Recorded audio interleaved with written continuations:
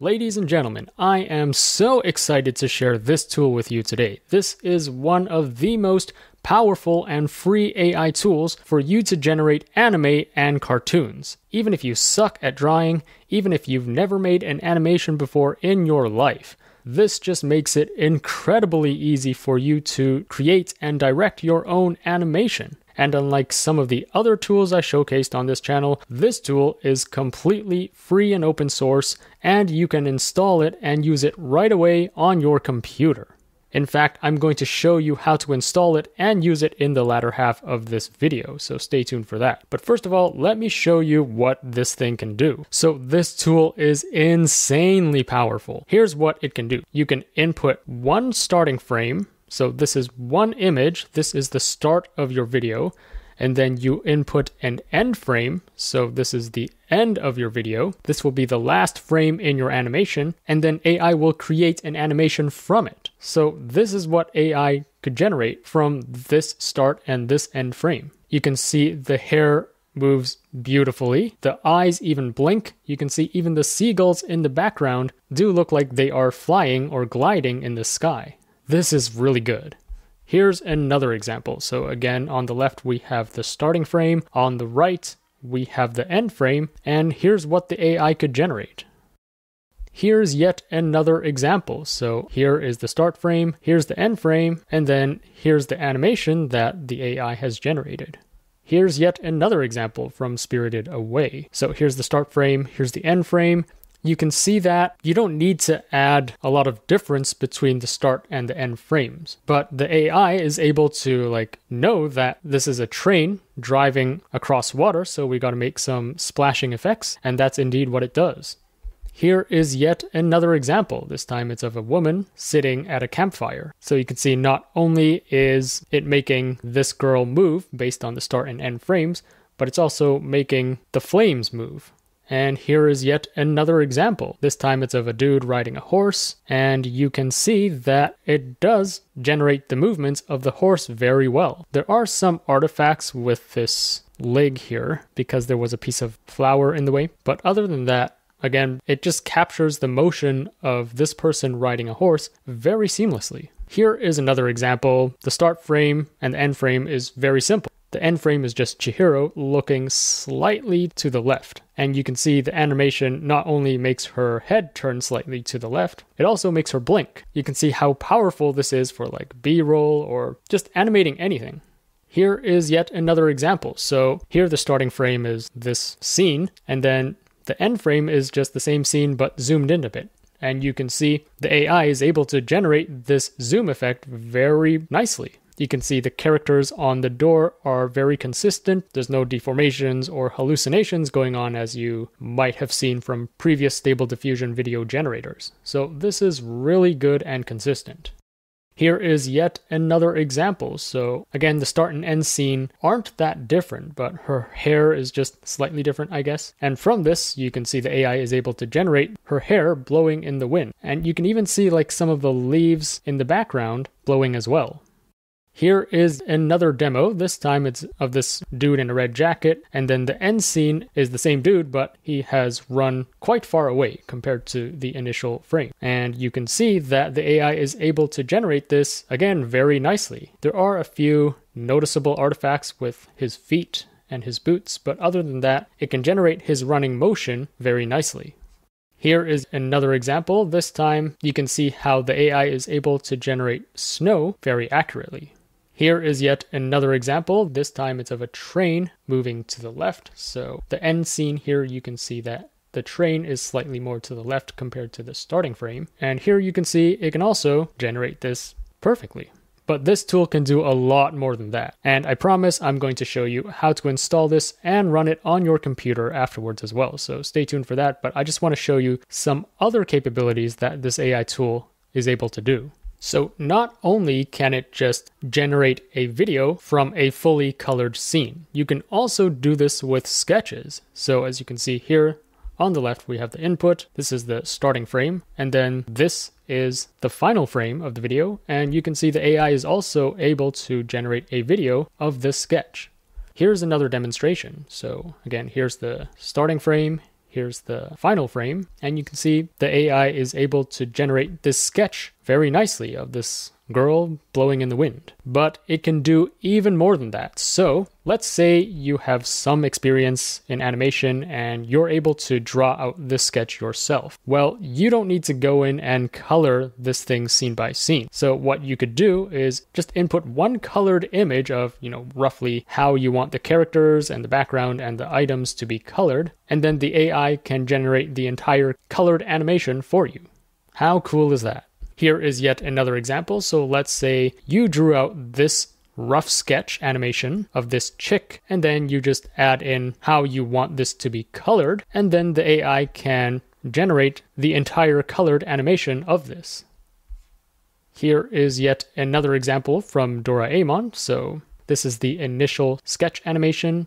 Here is just one frame of it colored, and then AI is able to color the entire animation. Just absolutely insane what this AI can do and how it can transform the animation industry. But there is even more you can do with it. So let's say you have the initial frame and the final frame of your video, but you want to give the outputted AI video more control. You want to feed it some more information of what to do in between these two frames. Well, you can also feed it what is called a sparse sketch guidance. So this is just a rough sketch animation of what you want to happen in between these two frames. And you can see the AI is able to generate this very accurately. Here is yet another example. So here's the start frame, here's the end frame, and then here's an additional sparse sketch animation of how you want the animation to play out. And the AI is able to generate this perfectly. Now, how this differs from the initial method is, as you can see here, you're giving more information about the middle of the video. You want this guy's hand to extend to the left. So if you didn't guide it with the sketch animation and you just fed the AI with these two input frames, it might not generate this guy's arm extending to the left. So this method just gives you more control of how you want to direct the animation. And then here is a really insane example. So I believe this is from Final Fantasy, but you can see here, this is the start frame, this is the end frame. It's a dude putting on his glove. And then here's just the rough sketch animation of how you want this to look like. And then you can see it can generate this leather glove very realistically. I am super impressed by this.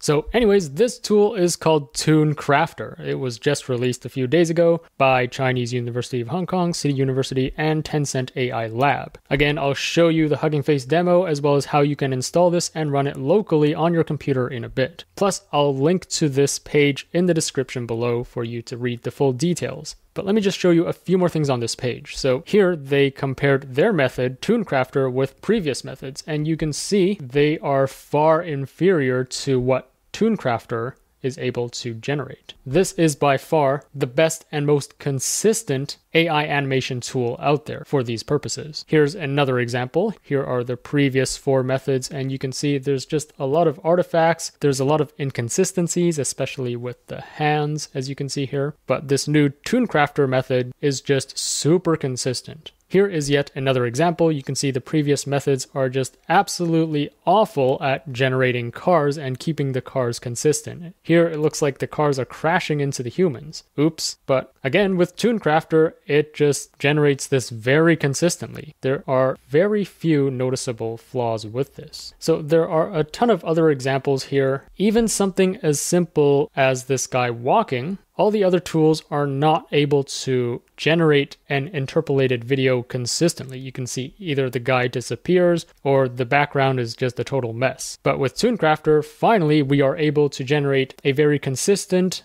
and coherent anime scene. So there are a ton of other examples. Again, I'll link to this page in the description below for you to check it out. But enough about demos, let's dive right in and actually test this out ourselves. Now, there are 2 ways for you to use it. You can either install this and run it locally on your computer, which I'll go over in a second, or you can run this online on Hugging Face. So all you need to do is click on Hugging Face Demo. I'll link to this page in the description as well. And voila, we are already able to use it. So let's test this out right now. So I've made a few test images here, which I just screen capped from various anime movies. So for example, let me drag the first one here, and then I'm going to upload the second image. into here. So this is a scene from Howl's Moving Castle, and it's quite a challenging scene. So this guy is cracking open the egg, and then the egg is cooked in this frying pan. So let's see if we can generate this. For the prompt, I'm going to say dropping an egg in a frying pan, cooking bacon and eggs. Let's see if this works. And then for the settings, we can leave it at the default because that's what they did with these examples. So I assume these are the optimal settings, but just really quickly, CFG scale. If you've been using Stable Diffusion, you should be familiar with this term. This basically determines the fidelity of the output to your input. So if you drag this all the way to like 1, for example, this is going to be super creative and not follow your input and your prompt very much. If you drag this all the way to the right, then it's going to follow it too literally, which could give you unwanted results. So it's often best to just keep it at a value of like 7.5.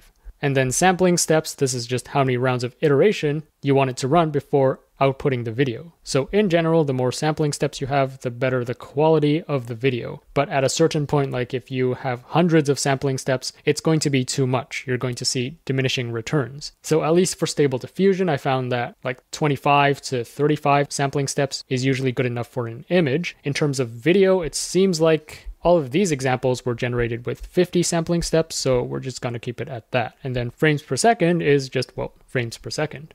So let's click generate and see what that gives us. Again, this Hugging Face space, this is completely online. You don't need a nice computer or a nice GPU to run this. So if you don't have like good hardware, this would be the method you use. If you do have a nice GPU and you want to run this locally for as many times as you want, I'm going to show you how to do that right after this as well. All right, so that took about 1 minute to run, and you can see this is really good. Let me just play this for you again. You can see the egg is being dropped and it is being cooked. I am very impressed.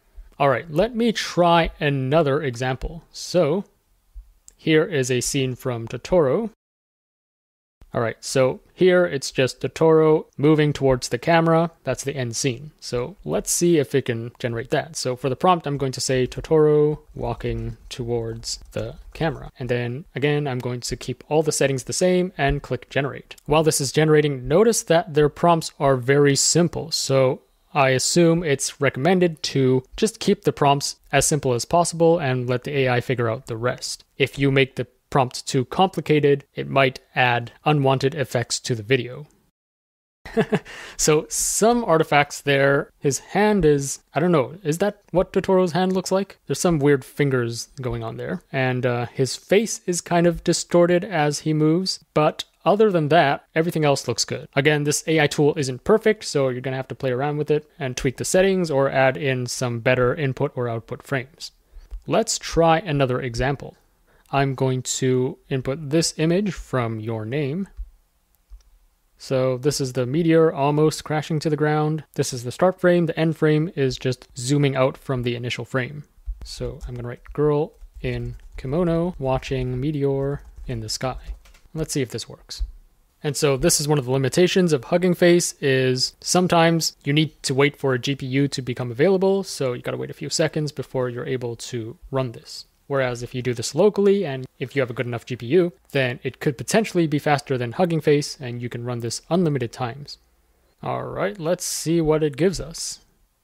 You can see there are some artifacts with her legs. I don't know what's going on over there, but overall the sky looks very consistent. The stars, the clouds, the meteor, we don't see any weird deformations with those objects. So it's not perfect yet, but it does the job to some extent.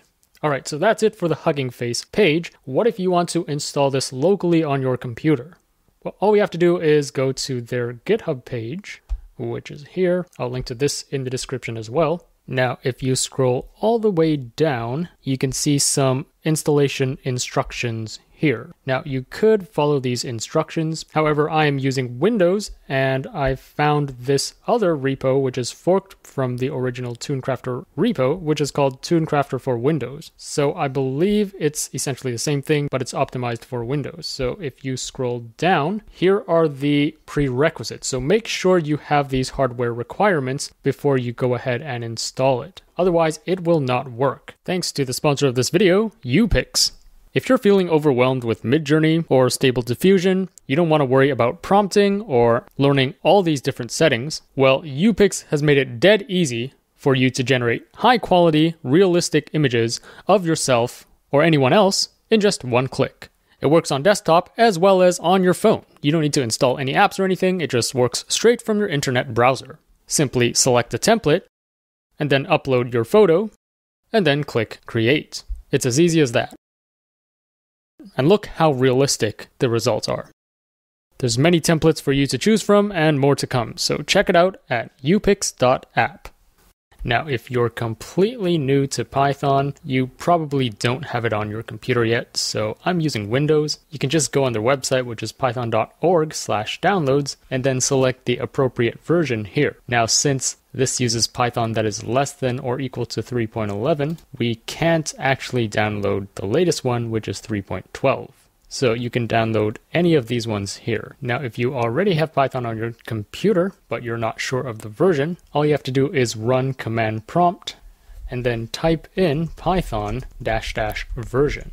Here it says I have Python 3.10.10, which is within this range. It also requires that you have CUDA version 11.3 or above. So again, to check for that, go to your command prompt and then type in NVIDIA-SMI, and then it should give you a table, and at the top right corner, it should give you the CUDA version. In my case, I'm using version 12, which is above 11.3, so that's perfect. I have all the prerequisites that I need to get this installed. So I'm just going to close out of command prompt. All right, next step, it says you need to open an administrator PowerShell window. So I'm going to search for PowerShell here and then click run as administrator. And then I'm going to paste in this line into here and then press enter and then answer A. And then press enter. All right, so that's all we need to do in PowerShell. Let me exit out of this. And then next step is to git clone this GitHub repo. So first of all, let's make a new folder. I'm just gonna make one on my desktop, and then I'm going to call this ToonCrafter. So I'm gonna open up my command prompt again, and then I'm going to change the directory by typing cd and then space, and then I'm going to paste in the location of the ToonCrafter folder, which I just created, which in my case is on my desktop, and then /ToonCrafter.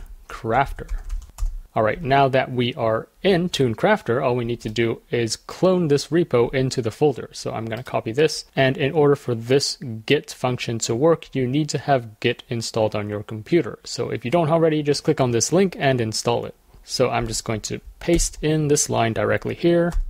It says repo not found. That is weird. Let me double check. There might be a typo here. So let me just double check what this link is. I'm just going to scroll all the way up here in the repo and then copy this link here. And then I'm going to paste it in here. So I'm going to again type git clone and then I'm going to paste in the URL, and let's see if this works. Perfect. Oh, I see. It's missing the S in Windows. So don't copy this line here. It's missing an S here, so this is not going to work. So what you need to do instead is scroll all the way up, and then in this green button here, copy this link, and then in your command line, just type git clone and then paste this link. Anyways, you can see that it is now done cloning the repo into my ToonCrafter folder. All right, now that the repo is cloned into your folder, you should see that in your ToonCraft folder, you should see ToonCrafter for Windows. And if you double click on this, this should contain all the files and folders that you see in this repo. So let's scroll back down, and it says the next step is to install this install.ps1. However, whenever we create these new projects from GitHub, it's always wise to create a virtual environment. That way, all the dependencies that you install, all the requirements, will only apply to this project, and it won't affect any other existing projects that you have on your PC. So first of all, note that we are still in this ToonCrafter folder on desktop. Right now we need to navigate to ToonCrafter for Windows. So we type change directory again, and then we type in ToonCrafter. Note the capital letters in your folder name, and then for, and then -Windows. All right, so after you are in that directory, to create a virtual environment, simply type Python, and then -M, and then venv. And once that's done, you should see, if you click into your ToonCrafter for Windows folder, you should see this venv folder. And so when you go ahead and install all the dependencies, it's going to live inside this venv folder. So anyways, right now we are in ToonCrafter for Windows. We need to actually activate this virtual environment first before we can do anything in it. Right now it is not activated. We only created it. So to activate it, you simply type in .venv/scripts/activate and press enter. And you'll know that it has been activated because afterwards, everything you do in the command line will be preceded by this venv in parentheses, which indicates that you're doing it in a virtual environment. And by the way, just to quickly explain this, what this is doing is it's going into venv and then going into scripts and then executing this activate function. All right, so now that we have our venv activated, the next step that it says here is to run install.ps1. Now, if you go back to the folder, the ToonCrafter for Windows, you can see that install.ps1 is located here. You can also run install cn.ps1, which installs the Chinese version. So since the install.ps1 is already in our ToonCrafter for Windows folder, all you need to do is type in // and then install.ps1. All right, so if all goes well, it should start installing all the dependencies as you can see here. So it is installing NumPy, Omega Conf, OpenCV, Python, Pandas, etc., etc. Right now it is installing Torch, which is around 2.6 gigabytes. So this is going to take a few minutes to maybe even over an hour depending on your internet connection.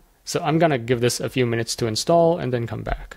All right, now you can see it's downloading the model.checkpoint. This is basically the model which is trained on anime and cartoons, and you're going to be using this model to generate your animations. So this thing is around 10.5 gigabytes. So again, it's going to take a while to download. All right, if all goes well after installing all of these packages, which are like several gigabytes in size, you should be able to see this install completed message. And then if you go back to your ToonCrafter for Windows folder, you should see this checkpoints folder. And if you double click into it, there's this ToonCrafter 512 Interp version 1. And then if you click into that, you can see this model.checkpoint, which is around 10 gigabytes in size. So let's move on to the next step now. So we just need to do this step. So in PowerShell, we just need to run inference.ps1, which is... Let's see if this works. I think they renamed it to run GUI, but let me try run inference first. I don't think this will work. So it's going to be // and then run_inference.ps1. Let's see if that works. Yeah, exactly. So it couldn't find this command because it just doesn't exist. I think they renamed it to run GUI. So let me try that instead. So /run_GUI.ps1. And let's see if this works. Fingers crossed. Okay, and now it looks like it needs to install an additional several gigabytes of files. So I'm going to pause this and wait until it finishes downloading everything. All right, this is finally finished installing. That was 3.94 gigabytes. And if all goes well, you should be able to see running on local URL. And then here's the URL. So I'm just going to copy this URL, open a new Chrome window, and then paste this link at the top. And voila, finally we have the interface up and running. So I'm going to upload the starting image. So this is image 1, and then I'm going to drag image 2 onto here. And then for the prompt, I'm going to say bacon and eggs in a frying pan. And then let's click generate. So that's what you would do the first time you install ToonCrafter. Now, let's say the next day you want to use this again. All you have to do is go into this ToonCrafter for Windows folder and then scroll all the way down and then double click on Run GUI.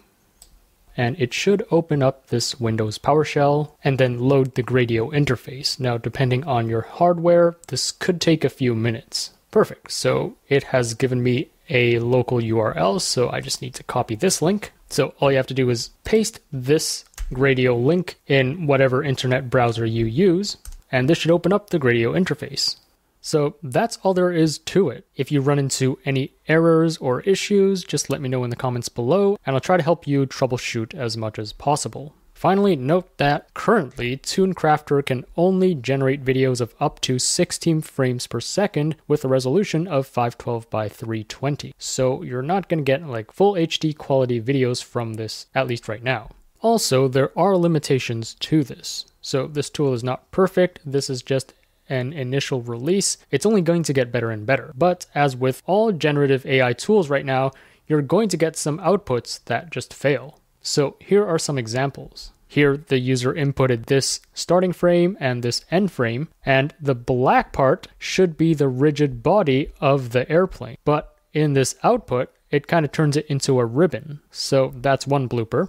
Here's another example where ideally you should have this guy pop out from the left of this person, and then this person with the purple coat should be walking to the left. But instead, what you get is that person with the purple coat transforming into this person. So that's another blooper. I also thought the disclaimer was quite funny. So guys, calm down. Everyone, please calm down. So they say due to the variability, I assume, of generative video prior, the success rate is not guaranteed. This is an open source research exploration. It can't meet all your expectations. The good part is users are granted the freedom to create videos using this tool, but they are expected to comply with local laws and utilize it responsibly, so it doesn't seem like there's any copyright restrictions here. So you could potentially generate an entire anime and monetize it. This is all the info we have for now about ToonCrafter. Let me know in the comments what you think of it and how you think this tool will impact the animation industry. Do you think this tool would replace animation studios? For the record, here's my take on this. I've seen some documentaries, at least for like Japanese manga artists and anime studios, that their work is really tough and exhausting. I think I once saw a documentary with Miyazaki from Studio Ghibli, and he keeps saying how his work is really tough and mentally exhausting to manually draw out the animation frame by frame. So I think with a tool like ToonCrafter, it really allows animators to focus on creativity and let the AI do all the hard, repetitive work. A tool like this could empower animators to be more productive and create even higher quality productions. So that's just my take on it. Let me know if you're going to use this to create your own anime.